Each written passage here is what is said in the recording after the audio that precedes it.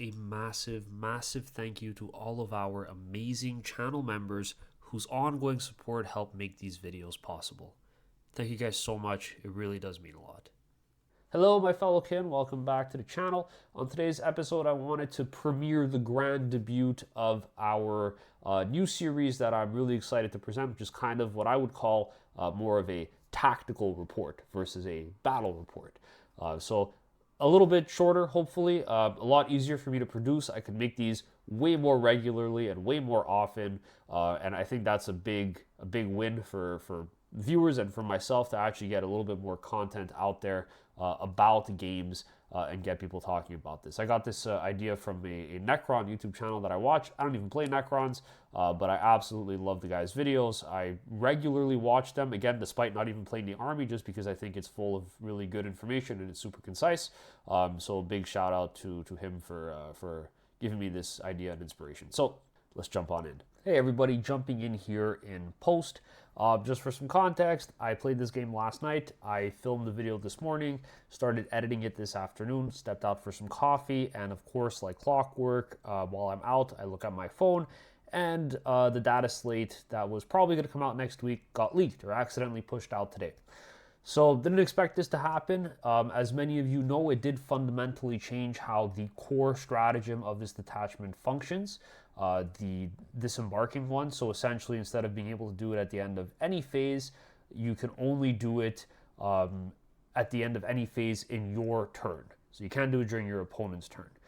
Now, the way I played it in this game, I tried not to use it in like an abusive way, so any exploitative ways that I knew it wasn't designed to be played in. Like I know people were saying you could like move up a land fortress and then in a different phase get out and still charge because like, you know, the vehicle didn't move. I didn't do any of that. So there's only really like one place where this has an impact really on the outcome of like a scoring point for secondary cards, which is in turn one. I did my best throughout the video to go back in and edit in some footnotes that are going to pop up on the screen whenever I do use the strat in a way that you're now not allowed to use, just to say how you could still get the same effect or impact with the new change so that it's still relevant. So again, sorry for that. Hopefully you guys can understand that I didn't expect this to come out today, of course, and invalidate some of what happened in this video. But I still think there's a lot of good knowledge and insight in terms of how the detachment can operate and play, the types of positions you put your opponent in, and the amount of board control and map control you get out of this detachment. So with that said, enjoy the rest of the video. All right, boys, so kicking off round one here, I was running the Brandfast detachment. I have the list down in the description below, and I was playing against my friend Pete here, who was running Deathguard, the virulent Victim Deathguard detachment. So access to disgustingly resilient. It's a little bit more flexible, a lot of damage on your Marines. And he was running a very elite list. It was super aggressive by design. So he only had 2 sets of Poxwalkers. He had 2 drones with the damage 3 weapons. He had a Rhino filled with a bunch of Plague Marines, a big unit of 10 with like all the characters attached, Morty, Demon Prince, and some Chaos Spawn. Then he had 2 sets of 3 Death Shroud Terminators and Deep Strike with characters leading them. So extremely aggressive and extremely elite for an army. He was trying that one out today, and I went with Brandfast. Caught my eye. I thought it'd be a really interesting detachment to test, especially with the deep dive coming out next week, either before or after this video. I'm not entirely sure. So for the mission today, we were playing Terraform on GW layout 2 or 3. I'm not 100% sure. I don't play on GW all that much. I play on WTC mostly, and Pete set up the table. This was Crucible of Battle, so the big diagonal line down the middle, and it was GW, of course, like I just said. Like I mentioned, I actually only got the idea to take pictures and start making content for this idea I had after I did my first turn. So this is actually a screenshot from Pete's turn 1. So I'm just going to recap kind of what happened turn 1 in my deployment, and there wasn't that much. It was just a lot of staging, and then we'll kick things off with the pictures kind of guiding us through the rest of it. So like I said, it was Crucible and Terraform. So Pete actually won the roll-off for deployment, and what he ended up doing was a little bit of a high-risk move. So he put a set of 10 Poxwalkers like right down the middle over here. And his idea was basically stop me from scouting as much as possible, and so like no early board pressure for me, and then also take up board space, sticky these turn one, and then either hide and let me bring material out first that he could pick apart, or push forward and try to tag a bunch of stuff that are over here, because I do have access to fall back and shoot, but only on one thing, of course, and then he would stop a lot of my movement. So he went for a really high risk turn one play. I say high risk because he doesn't have a lot of material in this list, a lot of cheap material, I should say.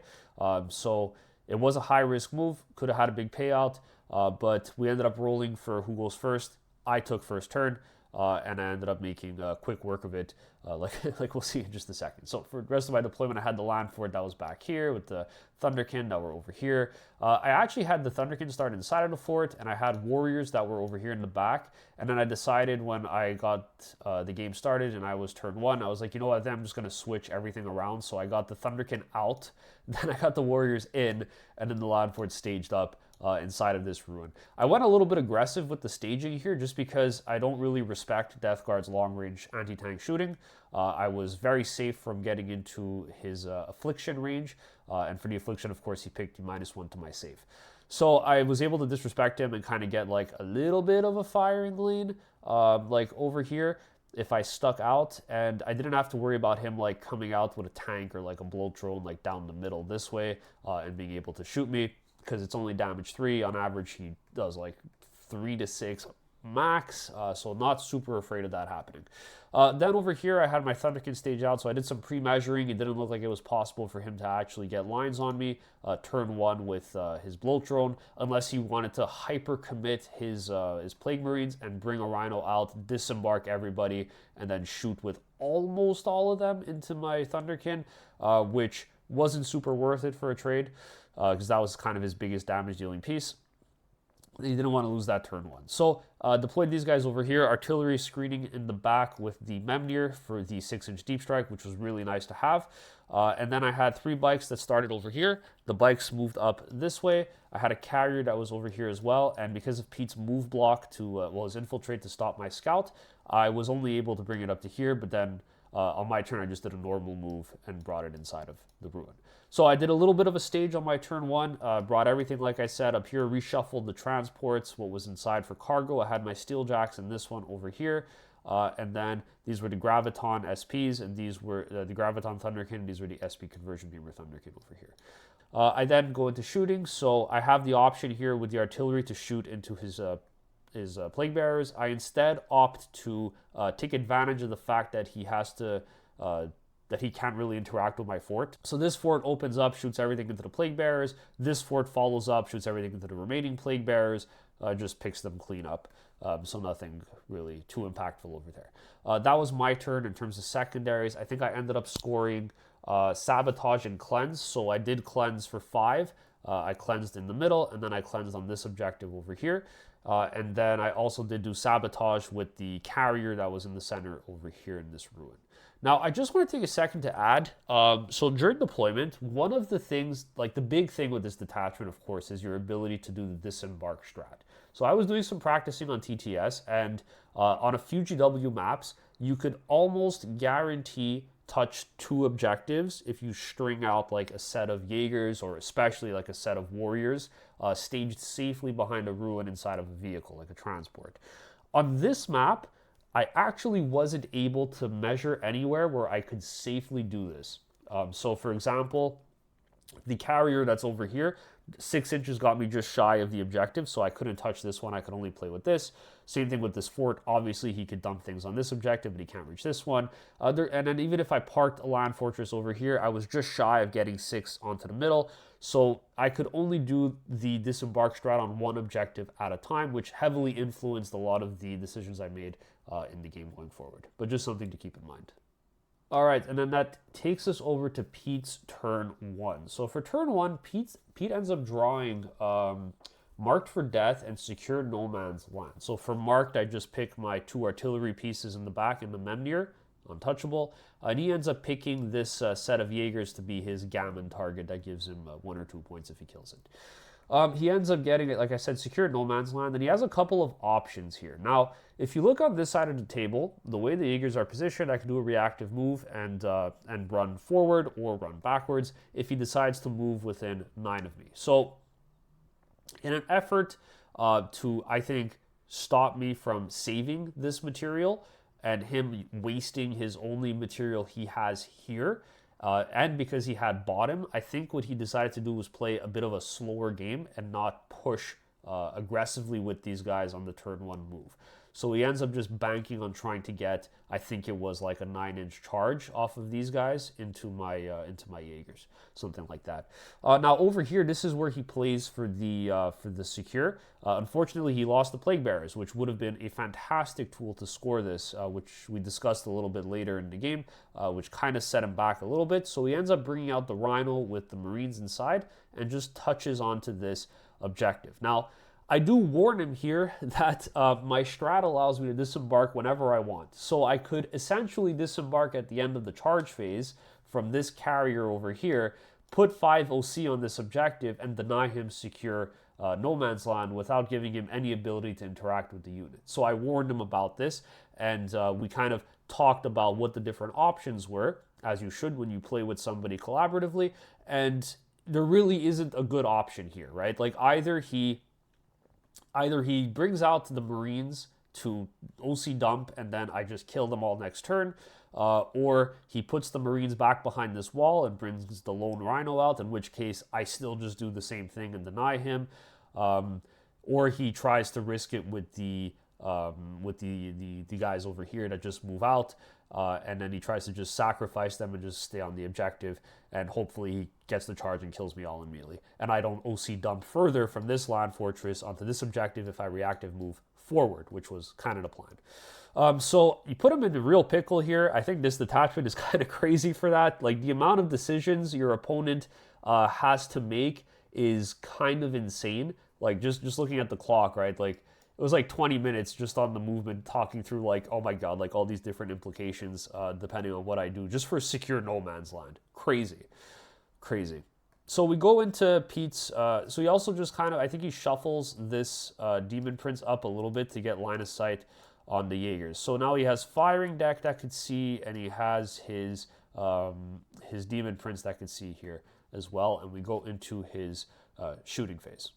So for the shooting, something pretty impactful happens here. He opens up with the Demon Prince, and I do warn him yet again that I have access to a strat that allows me to shoot him back with a vehicle and expend my yield points to be able to shoot back with a land fortress. So if he essentially shoots me with this Rhino over here, I'm within 6 inches of this fort, and I could shoot him back with the magna rail and it's like potentially pop his Rhino and get all his guys out, and then on my turn I get to come out and shoot them and kill them. So this actually again put him in a bit of a bind.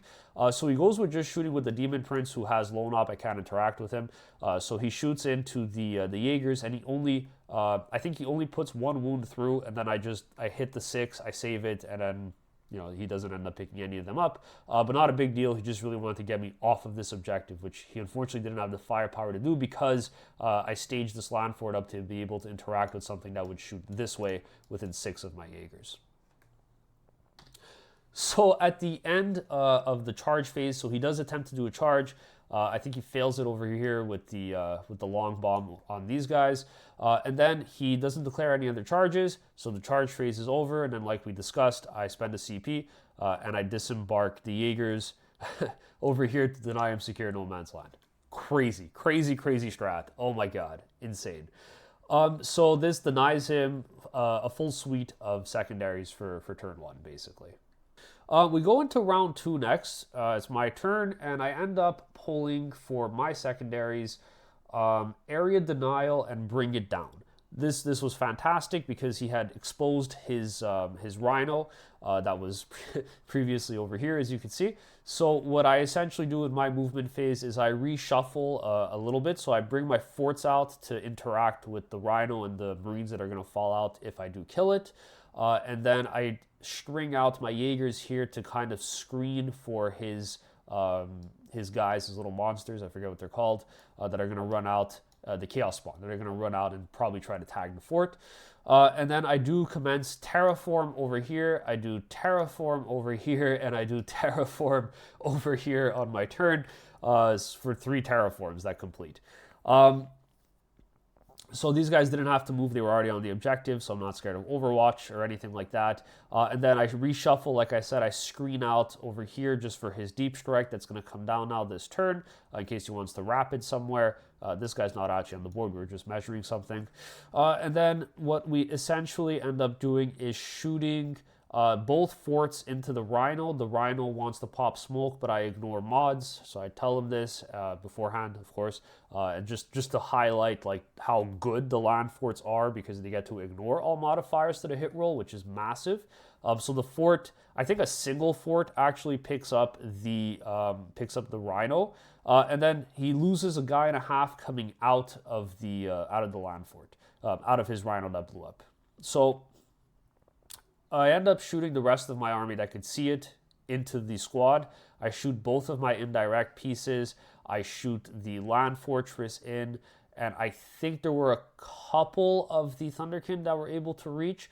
I end up picking up everything except for just the 2 characters, which was massive. So I grab basically everything that comes out of the Rhino. So I get the 10 Marines and the Rhino itself. Which is pretty massive, and I'm set up for 3 terraforms this turn.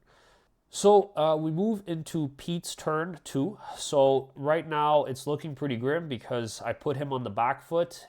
Despite him having second turn, he is really low on material right out the gate, so he needs to do an aggressive play here and just try to swing the board state with some high outcomes. So I think the idea was he was going to try for the 6-inch charge over here, and then if he rolled his charge roll small enough, he would have been able to stretch a guy out and then kill these with the spawn, pile into my Thunderkin, kill the Thunderkin easily, and then same idea here. He was going to charge both Mortarion and the Demon Prince into these yaegirs, kill them with one, tag the land fort with the other, theoretically. And then same thing over here. He was going to charge the Death Shroud into both of these and probably just try to tie them out, or like charge one and then pile in, tag both, kill whatever he can, and just kind of push me back and force me to have to deal with Mortarion. So on his turn, he ends up pulling for cards here, bring it down, and sabotage. Not really in a position to do sabotage because he doesn't have too many cheap things available to him right now. So he does end up just going for the all-in push. So he brings everything out, and I do end up going for a reactive move. So I push my yaegirs forward to push back his deep strike. Because I was worried that he would deep strike somewhere in the middle, and then he'd have 3 things that are like just kind of dominating here. I wanted to keep the Thunderkin alive as much as possible. So I push him forward here. Same thing here. I push forward as well, just to get the deep strike a little further back and make it slightly harder for him. And then over here, he brings his characters onto the objective, and I just reactive move my yaegirs back inside of the carrier, which is annoying. It's so good. So good. Oh my god. So we move into Pete's shooting for round 2. So he ends up putting a bunch of chip damage from these 2 drones into the land fortress over here. He ends up shooting, I don't think he shoots anything here because he wants to do, like I said, the charge where he rolls low enough to touch this, and then he could potentially pile in that way and tag my Thunderkin and kill them. Same thing here, he just wants to have control over the charge phase, so he doesn't bother shooting anything on this side. And then same here, he's scared he actually ends up killing me and shooting. He 100% kills this in melee, so he doesn't want to bother shooting it, and then he's just stuck out here in the open, not even on the objective. So he ends up going straight into the charge phase after shooting everything into the land fortress and taking it down to 10 wounds. So we go into the charge phase, and he does connect all of his charges. Unfortunately, he rolls too high on this one, and he has to base like everywhere here. Otherwise, he would have been able to do that swing this way. Over here, it works out lovely. He gets to touch both of these, and then he could pile in into the fort if he wanted to. Here he makes the charge as well. Now, at this point, I'm considering disembarking my jacks and putting them in a line in front of the fort. So then Mortarion would have to pile into the steel jacks instead of into the land fortress. And I actually don't think he kills 6 steeljacks in melee. At this point, I am still in hostile acquisition. So I was considering this for a little bit. I decided not to. I thought that the CP could be used somewhere else, or the strat could be used somewhere else instead for a little bit more value.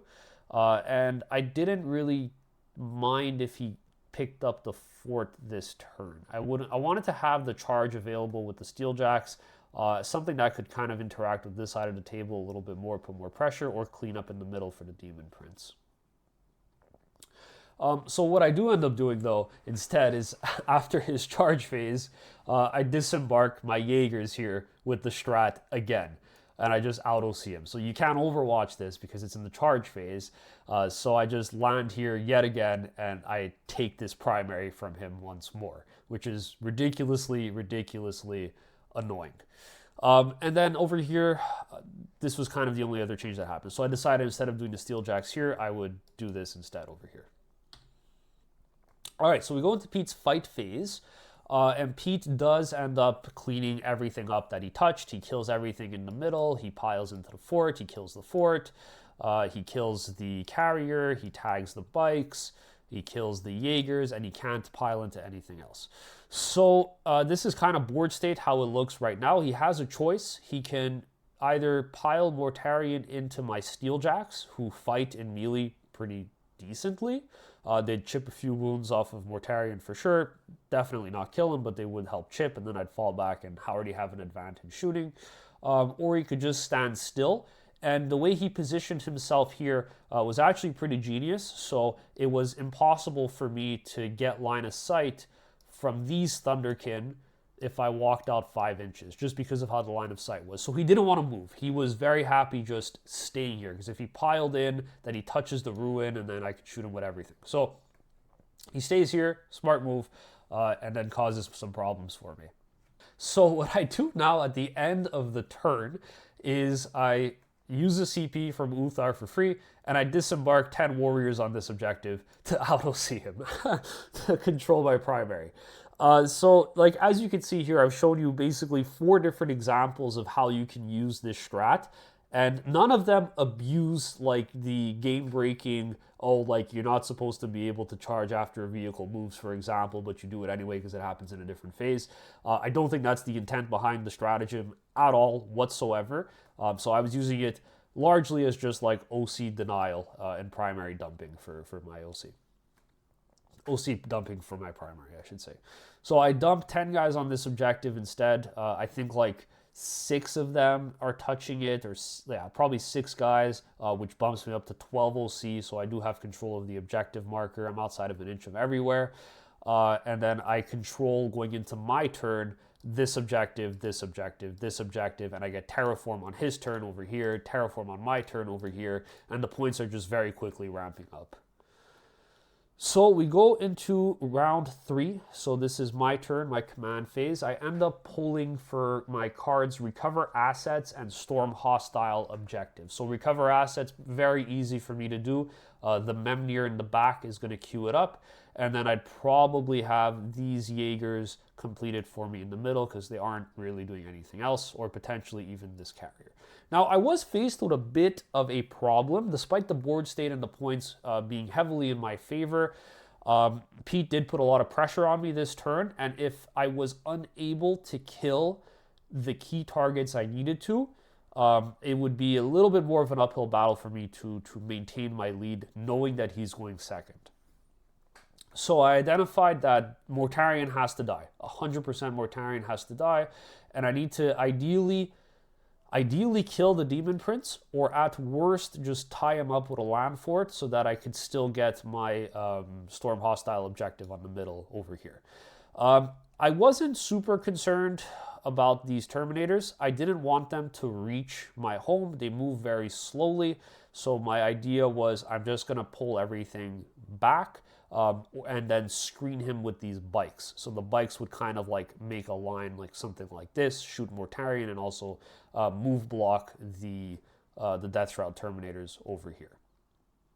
If I was able to deal with all of these things, I felt I would secure the win. And then on this front, I didn't really care too much if he held his primary at this point, his natural, or this is probably mine to be honest, but I didn't really care if he held this one because I had so much control early on over this objective and this objective and this one, as well as this as well, that it put me in such a lead that the differential didn't really matter to me that much. And I was entering Fortify. This turn 3, I entered Fortify, which meant that it became a lot harder to deal with my infantry.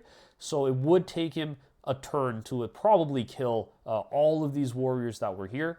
And I could potentially chip some damage here and kill maybe a Terminator or two, which would really skew the math more in my favor. So those were kind of like the targets I had in mind in terms of what I needed to do this turn. So in the movement phase, some interesting things happen here. So I end up making a mistake.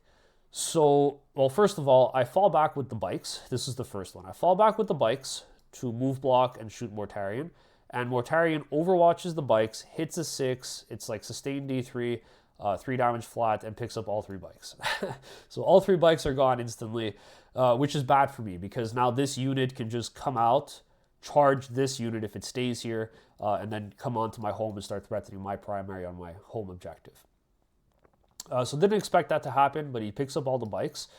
And then the biggest mistake that I made here was before moving those bikes, I moved my Thunderkin. So I brought the Thunderkin in a position where they could shoot Mortarion and all see him. The problem was that, first of all, this brought me within this qualified portion of conversion. So I was not benefiting from the conversion keyword because he was within 12 inches of me.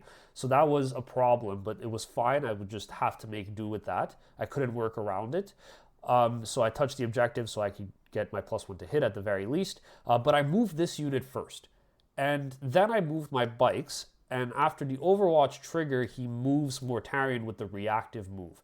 And this absolutely punished me because there was a world where I was unable to shoot him if he had moved this way instead. So this was a very valuable lesson to keep in mind, is the sequencing at which things are going to occur in the movement phase.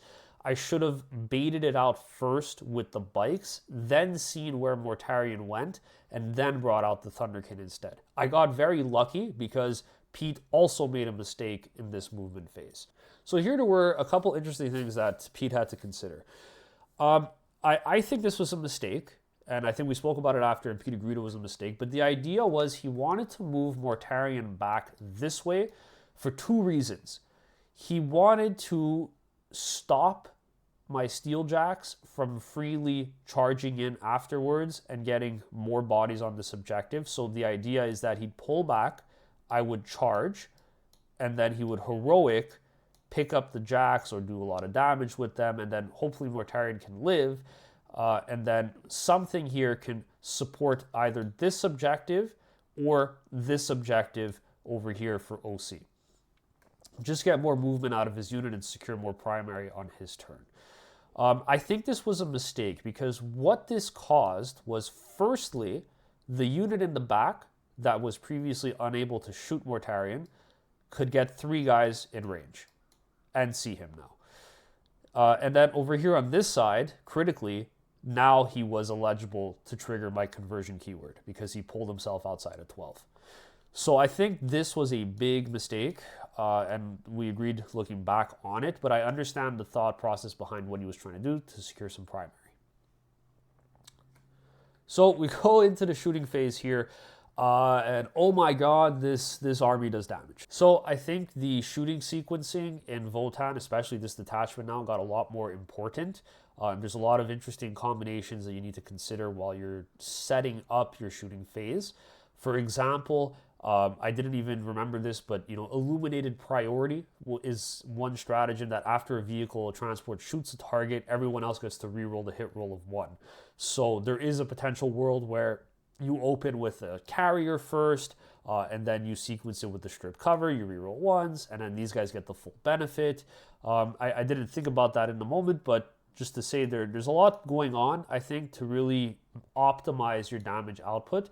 What I end up doing instead, pretty cool, shoot the artillery into Mortarion and trigger the battle shock at -1. So we do end up hitting the -1 battle shock. Mortarion is battle shock. He doesn't have access to his disgustingly resilient stratagem, thankfully. So then I open up with 3 Thunderkin over here that go into Mortarion, and then these Thunderkin over here go into the Demon Prince. So I end up doing some more chip damage to Mortarion, bring the Demon Prince down even further. I think he's sitting on, I think he drops down to like 4 or 5 health. I then end up going with these Thunderkin over here. They pop their sustained hits too. They all go into Mortarion, rerolling wound rolls of 1. And I take Mortarion down pretty low, down to like, I think it was 3 wounds. I shoot Uthar in. Uthar gets his dev. I just flip it to a 6. He gets his dev through. And then I shoot all the pistols from the steel jacks. Don't do anything. And then lastly, I grenade with my yaegirs that were over here into Mortarion. And the grenades do it. They kill him. He spends his CP to auto-explode and does a significant amount of damage. He wipes out my yaegirs over here. He kills one of his own Terminators. And then he just has 2 characters that are on this objective holding it still. So pretty interesting play here. He got me off of his objective. And then over here, I kind of end up putting some residual damage into this guy. I get him down to 3 health. I split fire with the Land Fortress, so I put 2 Magnas into the Terminators over here, and I put the Twin Bolter into one character and the Matter Autocannon into the other. I just ran the math on it, and in the moment, and like on average, they both died to one of these guns each, so I shot both guns into one of these targets each, and of course, I picked up both characters that were over here. So nobody had this objective anymore. And then over here, I was going to threaten the tank shock. I end up on the Magna. I get 2 6s on the devs for the wound roll. And I just clean pick up 2 Terminators, which was fantastic because now I really guarantee that he's going to have a hard time chewing through all of this durable material here with -1 to be wounded. So a really interesting shooting phase. It really showed me the potency of the army. I didn't even really take advantage of getting sustained hits 1, for example. I'm sure there was a world where I could have positioned myself a little bit better to actually benefit from sustained hits 1, maybe even on these guys, if I had thought about this beforehand and staged this carrier over here and then he flies out this way. I don't know, just to say there's a lot of interesting combinations here, and I think that the damage output is still very high and comparable to Deathguard, which we'll talk about in the deep dive video. Moving on to the charge phase, pretty quick and simple. I fill my charge with these steel jacks. I charge in with the fort, I tank shock and kill the guy, and then that is all that I do. So I do end up scoring all of my secondaries here as well. We move on to Pete's turn for his turn 3. He ends up drawing Establish Locus, Extend Battle Lines. So he ditches Establish Locus and he pulls Assassination. So all he has to do is kill this character that is over here, this Memnyr. So he ends up moving into position to do that. So he moves these guys up this way. I think he shuffles a little bit over here. We go into the charge phase. He connects everywhere, so he brings these 2 Terminators up, these 3 Terminators up into my unit, my character unit over here. He's going to use Epic Challenge to directly attack it. And then over here he connects, and over here he connects as well. Now keep in mind I have Fortify active, which is absolutely massive. So we go into the fight phase, and he pops Epic Challenge, and because of the -1 to wound, he actually leaves the Memnyr alive on 1 wound. He does not kill the Memnyr. Crazy. It was insane. So massive swing in points again over here. These Death Shroud pick up the rest of the Thunderkin with ease, and then the spawn actually struggles significantly to do any damage whatsoever into the warriors. So I do end up securing this objective still, and likely would for the turn afterwards as well. So we end up just calling the game here because he was essentially out of resources and there was no way to really climb back up in points after the goal turn didn't go as hard as he would have hoped. So we end up calling the game here for a total of 70 to 29 at the end of round 3. So I really love this detachment. Oh my god, like this was truly like exactly what I always wanted in an army, to be honest with you. Like it's crazy. Like there are so many opportunities to use the disembark strat. The thing is though, you're limited to hostile acquisitions, so you can only really use them safely turns 1 and turns 2. Usually by the time you hit turn 3, you enter fortify. I think there's a way.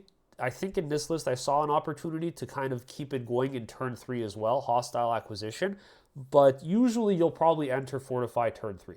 So you only have like 1 or 2 turns to use this strat, and my god, is it good. I didn't use any of like the mega abusive things that people are saying you could do, like moving a fort and then you come out and then you charge in a different phase. Obviously, that's not intended. I don't think this is. So I think it's like, I don't know. I think it's extremely strong. I was going to say broken. I think it's extremely strong. I think the fact that there's a limitation on it for how much, for when you can use it in the game is big. I think a change, in my opinion, that would be reasonable and fair is you limit it to once per turn, or you make it 2 CP. That would make it a lot harder to use. But again, it's the fact that you only get it for 2 turns that I'm reluctant to say they should change it at all right now. We should probably wait to see what the rest of the data says as more tournament reports come out. But I would hope that they do some kind of clarification and at the very least just limit what people are able to like exploitatively do to break the rules of the game. But just like the use cases you saw here for like primary play is insane. You just avoid taking damage, you dump OC on objectives, and you guarantee that you deny, and you guarantee that you score your own primary. It plays board control exceptionally well. You're not lacking any firepower. Overall, in terms of the list, I thought it was fun. I really liked the artillery. I'm going to keep running them. I think the bikes were kind of lackluster for me here, the steeljacks as well. Maybe it was just the matchup that I was in, but I felt like maybe I could have gone with a 3rd land fortress instead, and then I would have had something to hold my warriors, my Thunderkin, and then my 2nd Thunderkin unit as well, just to give them a little bit more presence on the board with the added movement of disembarking. So I think this was really strong. Like I didn't even have to use, I think I did use the move through walls once on one of my units, because it just allowed my land fortress to kind of like get an extra couple inches of movement around the ruin piece. So I just moved right through it instead, which was massive. So yeah, I love this detachment. Oh my god, like, you know, I was just talking about it with my opponent, and it just causes so many problems that your opponent has to continuously think about and solve. There are ways to play around it, of course, right? It's like, okay, I pre-measure you disembark 6, I'm going to put stuff here so that you can't land on this objective for sure, but it still forces material out of your opponent. And honestly, I think how it plays very well is it forces your opponent to make very poor trades, which is massive in a game that's all about trading. So I'm really happy with this detachment. I'm really excited to play it again. It's probably the first one I test out that genuinely makes me really eager to get more games in with. So super happy about this one, and look forward to talking to you guys a little bit more about this in the deep dive video next week, before or after this video. Like I said, let me know what you guys thought about this kind of format. If you prefer this to my squiggly lines that I put everywhere. I'm still putting squiggly lines on this, but it's a little bit different, a little bit more visual. So yeah, let me know what you guys think. And as always, thanks so much for watching, and I'll catch you all in the next one.